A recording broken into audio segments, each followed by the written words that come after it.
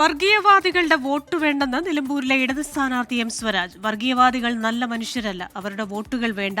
വർഗീയ ചിന്തകളുള്ളവർ അത് ഉപേക്ഷിച്ച് മതനിരപേക്ഷ പക്ഷത്തേക്ക് വരികയാണ് വേണ്ടതെന്നും എം സ്വരാജ് വ്യക്തമാക്കി. ഇന്ന് സ്വന്തം പഞ്ചായത്തായ പോത്തുകല്ലിലാണ് ഇടത് സ്ഥാനാർത്ഥി പര്യടനം നടത്തിയത്. നിലമ്പൂരിന്റെ ശബ്ദം ഉയർന്നു കേൾക്കണമെങ്കിൽ ഈ തെരഞ്ഞെടുപ്പിൽ എല്ലാ മനുഷ്യന്റെയും സർവാത്മന സമർപ്പണമാണ് ഈ തെരഞ്ഞെടുപ്പിനകത്ത് ഞങ്ങൾ ആവശ്യപ്പെടുന്നത്.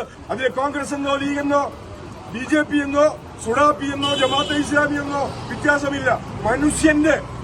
മനുഷ്യന്റെ എല്ലാ പിന്തുണയും, എല്ലാ മനുഷ്യരുടെയും പിന്തുണയും ഞങ്ങൾ ആഗ്രഹിക്കുകയാണ്.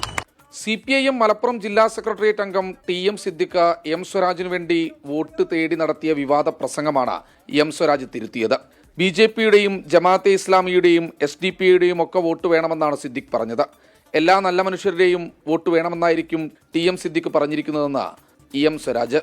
എല്ലാ നല്ല മനുഷ്യരുടെയും വോട്ട് വേണം എന്ന് പൊതുവിൽ നമ്മൾ പറയാറുള്ളതാണ്. എല്ലാ മനുഷ്യരുടെയും വോട്ട് വേണം എന്ന് പറഞ്ഞാൽ അതിൽ തെറ്റൊന്നുമില്ല. കാരണം ഒരു വർഗീയവാദിയെ ഒരു മനുഷ്യനായി തന്നെ ഞങ്ങൾ കണക്കാക്കുന്നില്ല, ഞാൻ കണക്കാക്കുന്നില്ല.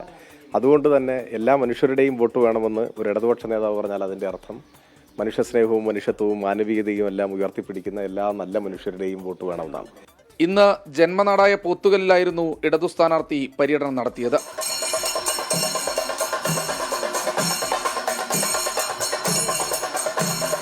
പഞ്ചായത്ത് പര്യടനം കഴിഞ്ഞ കുടുംബസംഗമങ്ങൾ അടക്കമുള്ള പരിപാടികളിലേക്ക് കടക്കും.